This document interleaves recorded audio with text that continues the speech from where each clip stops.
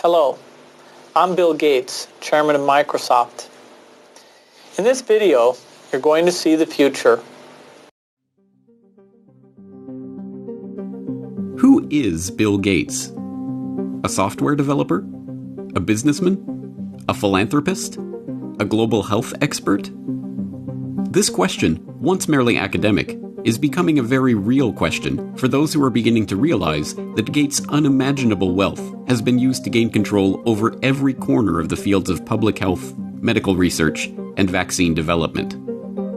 And now that we are presented with the very problem that Gates has been talking about for years, we will soon find that this software developer with no medical training is going to leverage that wealth into control over the fates of billions of people. Because until we get almost everybody vaccinated globally, we still won't be fully back to normal. Bill Gates is no public health expert. He is not a doctor, an epidemiologist, or an infectious disease researcher. Yet somehow, he has become a central figure in the lives of billions of people, presuming to dictate the medical actions that will be required for the world to go back to normal. The transformation of Bill Gates from computer kingpin to global health czar is as remarkable as it is instructive, and it tells us a great deal about where we are heading as the world plunges into a crisis, the likes of which we have not seen before. This is the story of how Bill Gates monopolized global health. You're tuned into the Corbett Report. Until his reinvention as a philanthropist in the past decade, this is what many people thought of when they thought of Bill Gates. In the case of the United States versus Microsoft, the US Justice Department contended that the software giant had breached antitrust laws by competing unfairly against Netscape Communications in the internet browser market, effectively creating a monopoly. Bill's first concern was that the prosecution could potentially block the release of his company's latest operating system, Windows 98. Are you asking me about when I wrote this email, or what are you asking me about? I'm asking you about January of 1996. That month. Yes, sir. And what about it? What non-Microsoft browsers were you concerned about in January of 1996? I don't know what you mean concerned. What is it about the word concerned that you don't understand?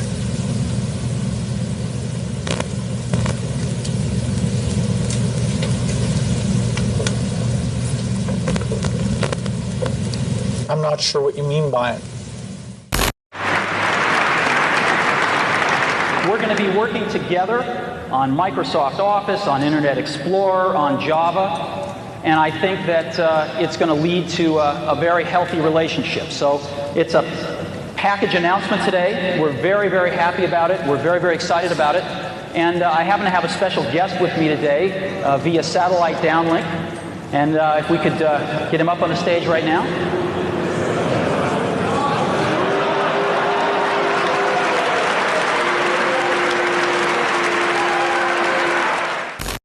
Police and security guards in Belgium were caught flat-footed today by a cowardly sneak attack on one of the world's wealthiest men. The target was Microsoft Chairman Bill Gates, arriving for a meeting with community leaders.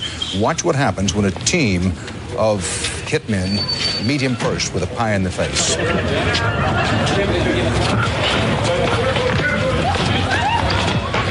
Gates was momentarily and understandably shaken, but he was not injured. The hit squad piled on with two more pies before one of them was wrestled to the ground and arrested. The others, for at least the moment, got away. Gates went inside, wiped his face clean, and made no comment. He then went ahead with his scheduled meeting. No word on the motive for this attack. But once reviled for the massive wealth and the monopolistic power that his virus-laden software afforded him, Gates is now hailed as a visionary who is leveraging that wealth and power for the greater good of humanity. In the 22nd century, a book will be written about the entrepreneur of the 21st century. I'm sure that the person who will foremost come to the mind of those historians is certainly Bill Gates. I don't think it's hyperbole to say that Bill Gates is singularly, I would argue, the most consequential individual of our generation. I mean that. Our next guest is one of the richest and most generous men in the world. Please welcome Bill Gates. At a time when everyone is looking to understand the scope of the pandemic and how to minimize the threat, one of the best informed voices is that of businessman and philanthropist Bill Gates. The process by which this reinvention of Gates's public image took place is not mysterious. It's the same process by which every billionaire has revived their public image since John D. Rockefeller hired Ivy Ledbetter Lee to transform him from the head of the Standard Oil Hydra into the kind old man handing out dimes to strangers. Don't you give a dime, Mr. Rockefeller? Oh, please. Go ahead. You bet a dime. Thank you, sir. Thank you very much. I consider myself... Thank you for the ride. I consider myself more than amply paid. Bless you, bless you, Yes. bless you.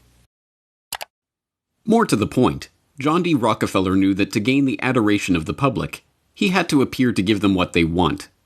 Money. He devoted hundreds of millions of dollars of his vast oil monopoly fortune to establishing institutions that, he claimed, were for the public good. The General Education Board, the Rockefeller Institute of Medical Research, the Rockefeller Foundation. Similarly, Bill Gates has spent much of the past 2 decades transforming himself from software magnate into a benefactor of humanity through his own Bill and Melinda Gates Foundation. In fact, Gates has surpassed Rockefeller's legacy with the Bill and Melinda Gates Foundation, long having eclipsed the Rockefeller Foundation as the largest private foundation in the world, with $46.8 billion of assets on its books that it wields in its stated program areas of global health and development, global growth, and global policy advocacy. And, like Rockefeller, Gates's transformation has been helped along by a well-funded public relations campaign. Gone are the theatrical tricks of the PR pioneers. The ubiquitous ice cream cones of Gates' mentor Warren Buffett are the last remaining holdout of the old Rockefeller handing out dimes gimmick. No, Gates has guided his public image into that of a modern-day saint through an even simpler tactic: buying good publicity. The Bill and Melinda Gates Foundation spends tens of millions of dollars per year on media partnerships, sponsoring coverage of its program areas across the board. Gates funds The Guardian's global development website. Gates funds NPR's global health coverage. Gates funds the Our World in Data website that is tracking the latest statistics and research on the coronavirus pandemic. Gates funds BBC coverage of global health and development issues, both through its BBC Media Action Organization and the BBC itself. Gates funds World Health coverage on ABC News. When the NewsHour with Jim Lehrer was given a $3.5 million Gates Foundation grant to set up a special unit to report on global health issues, NewsHour communications chief Rob Flynn was asked about the potential conflict of interest that such a unit would have in reporting on issues that the Gates Foundation is itself involved in. In some regards, I guess you might say that there are not a heck of a lot of things you could touch in global health these days that would not have some kind of Gates tentacle, Flynn responded. Indeed, it would be almost impossible to find any area of global health that has been left untouched by the tentacles of the Bill and Melinda Gates Foundation. It was Gates who sponsored the meeting that led to the creation of Gavi, the Vaccine Alliance, a global public-private partnership bringing together state sponsors and big pharmaceutical companies whose specific goals include the creation of healthy markets for vaccines and other immunization products. As a founding partner of the alliance, the Gates Foundation provided $750 million in seed funding and has gone on to make over $4.1 billion in commitments to the group. Gates provided the seed money that created the Global Fund to Fight AIDS, Tuberculosis, and Malaria, a public-private partnership that acts as a finance vehicle for governmental AIDS, TB, and malaria programs. When a public-private partnership of governments, World Health bodies, and 13 leading pharmaceutical companies came together in 2012 to accelerate progress toward eliminating or controlling 10 neglected tropical diseases, there was the Gates Foundation, with $363 million of support. When the Global Financing Facility for Women, Children, and Adolescents was launched in 2015 to leverage billions of dollars in public and private financing for global health and development programs, There was the Bill and Melinda Gates Foundation as a founding partner with a $275 million contribution. When the Coalition for Epidemic Preparedness Innovations was launched at the World Economic Forum in Davos in 2017 to develop vaccines against emerging infectious diseases, there was the Gates Foundation with an initial injection of $100 million. The examples go on and on. The Bill and Melinda Gates Foundation's fingerprints can be seen on every major global health initiative of the past 2 decades.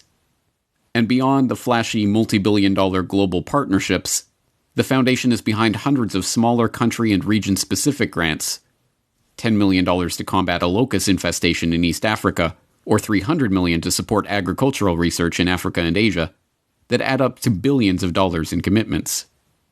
It comes as no surprise, then, that far beyond the $250 million that the Gates Foundation has pledged to the fight against coronavirus, every aspect of the current coronavirus pandemic involves organizations, groups, and individuals with direct ties to Gates funding. From the start, the World Health Organization has directed the global response to the current pandemic. From its initial monitoring of the outbreak in Wuhan and its declaration in January that there was no evidence of human-to-human transmission, to its live media briefings and its technical guidance on country-level planning and other matters, the WHO has been the body setting the guidelines and recommendations shaping the global response to this outbreak. But even the World Health Organization itself is largely reliant on funds from the Bill and Melinda Gates Foundation. The WHO's most recent donor report shows that the Bill and Melinda Gates Foundation is the organization's second largest donor behind the United States government. The Gates Foundation single-handedly contributes more to the World Health Body than Australia, Canada, France, Germany, Russia, and the UK combined. What's more, current World Health Organization Director General Tedros Adhanom Ghebreyesus is in fact, like Bill Gates himself, not a medical doctor at all, but the controversial ex-Minister of Health of Ethiopia, who was accused of covering up 3 cholera outbreaks in the country during his tenure.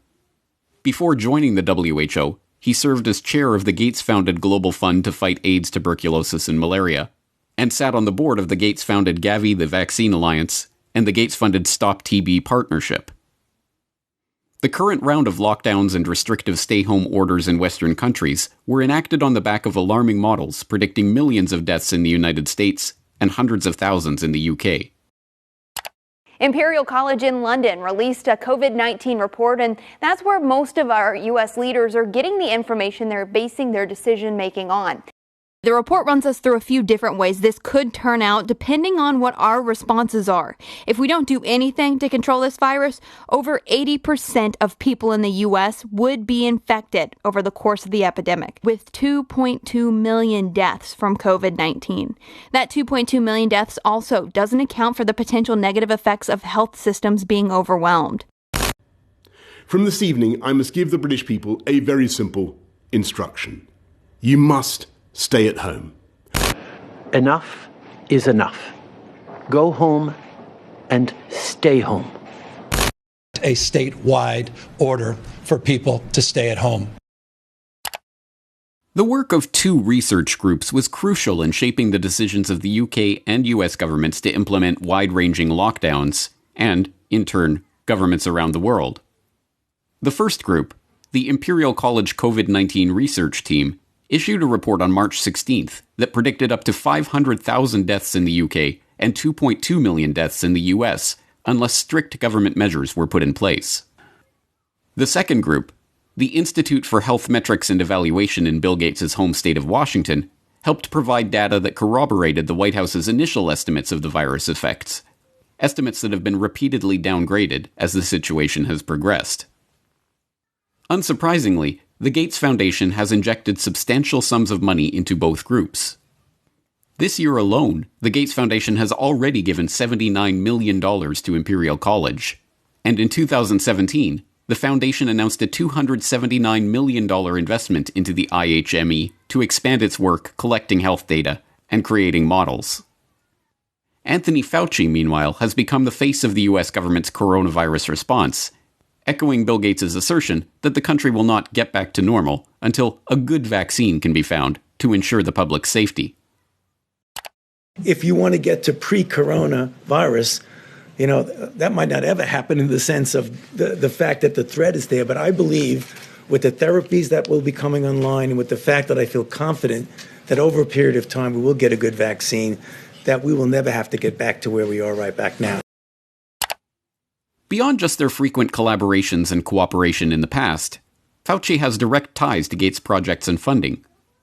In 2010, he was appointed to the Leadership Council of the Gates-founded Decade of Vaccines project to implement a global vaccine action plan, a project to which Gates committed $10 billion of funding. And in October of last year, just as the current pandemic was beginning, the Gates Foundation announced a $100 million contribution to the National Institute of Health to help, among other programs, Fauci's National Institute of Allergy and Infectious Diseases research into HIV. Also in October of last year, the Bill and Melinda Gates Foundation partnered with the World Economic Forum and the Johns Hopkins Center for Health Security to stage Event 201, a tabletop exercise gauging the economic and societal impact of a globally spreading coronavirus pandemic. It began in healthy-looking pigs, months, perhaps years ago. A new coronavirus. The mission of the Pandemic Emergency Board is to provide recommendations to deal with the major global challenges arising in response to an unfolding pandemic. The board is comprised of highly experienced leaders from business, public health, and civil society. We're at the start of what's looking like it will be a severe pandemic. And there are problems emerging that can only be solved by global business and governments working together. Governments need to be willing to do things that are out of their historical perspective, or for the most part, it's really a war footing that we need to be on. Given the incredible reach that the tentacles of the Bill and Melinda Gates Foundation have into every corner of the global health markets, it should not be surprising that the foundation has been intimately involved with every stage of the current pandemic crisis either. In effect, Gates has merely used the wealth from his domination of the software market to leverage himself into a similar position in the world of global health. The whole process has been cloaked in the mantle of selfless philanthropy, but the foundation is not structured as a charitable endeavor. Instead, it maintains a dual structure. The Bill and Melinda Gates Foundation distributes money to grantees, but a separate entity, the Bill and Melinda Gates Foundation Trust, manages the endowment assets.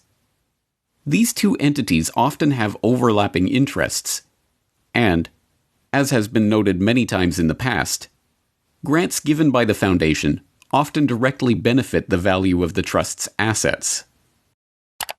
One of my favorite parts about my job at the Gates Foundation is that I get to travel to the developing world, and I do that quite regularly. My first trip in India, I was in a person's home where they had dirt floors, no running water, no electricity, and that's really what I see all over the world. So in short, I'm startled by all the things that they don't have. But I am surprised by one thing that they do have: Coca-Cola. Coke is everywhere. In fact, when I travel in the developing world, Coke feels ubiquitous. And so when I come back from these trips and I'm thinking about development and I'm flying home and I'm thinking, well, we're trying to deliver condoms to people or vaccinations, Coke's success kind of stops and makes you wonder, how is it that they can get Coke to these far-flung places? And if they can do that, why can't governments and NGOs do the same thing? And the charity of Microsoft founder Bill Gates and his wife Melinda is under criticism following the disclosure. It substantially increased its holdings in the agribusiness giant Monsanto to over $23 million. Critics say the investment in Monsanto contradicts the Bill and Melinda Gates Foundation's stated commitment to helping farmers and sustainable development in Africa. The study from the pressure group Global Justice Now paints a picture of the Gates Foundation partly as an expression of corporate America's desire to profit from Africa, and partly a damning critique of its effects. You could have a case where the initial research is done by a Gates-funded institution. The media reporting on how well that research is conducted is done. The media outlet is a Gates-funded outlet, and maybe a Gates-funded journalist from a media programme, and then the programme is implemented more widely by a Gates-funded NGO. I mean, there are some very insular circles here. Among the many criticisms, the idea that private finance can solve the problems of the developing world. Should poor farmers be trapped into debt by having to use chemicals or fertilizers underwritten by offshoots of the foundation? This is no mere theoretical conflict of interest. Gates is held up as a hero for donating $35.8 billion worth of his Microsoft stock to the foundation. But during the course of his decade of vaccines, Gates' net worth has actually doubled, from $54 billion to $103.1 billion. The Rockefeller story provides an instructive template for this vision of tycoon-turned-philanthropist. When Rockefeller faced a public backlash, he helped spearhead the creation of a system of private foundations that connected in with his business interests. Leveraging his unprecedented oil monopoly fortune into unprecedented control over wide swaths of public life, Rockefeller was able to kill two birds with one stone, molding society in his family's own interests, even as he became a beloved figure in the public imagination. Similarly, Bill Gates has leveraged his software empire into a global health, development, and education empire, steering the course of investment and research and ensuring healthy markets for vaccines and other immunization products. And, like Rockefeller, Gates has been transformed from the feared and reviled head of a formidable hydra into a kindly old man, generously giving his wealth back to the public. But not everyone has been taken in by this PR trick. Even The Lancet observed this worrying transformation from software monopolist to health monopolist back in 2009, when the extent of this Gates-led monopoly was becoming apparent to all. The first guiding principle of the Bill and Melinda Gates Foundation is that it is driven by the interests and passions of the Gates family. An annual letter from Bill Gates summarizes those passions, referring to newspaper articles, books, and chance events that have shaped the foundation's strategy. For such a large and influential investor in global health, is such a whimsical governance principle good enough? This brings us back to the question, who is Bill Gates? What are his driving interests? What motivates his decisions? These are not academic questions.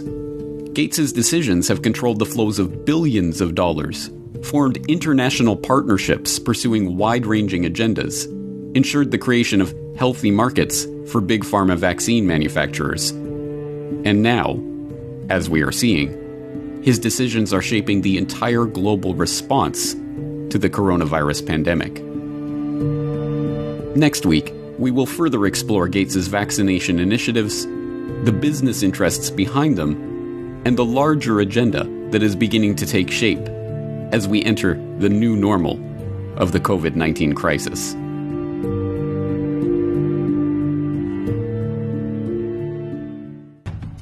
Next week on the Corbett Report.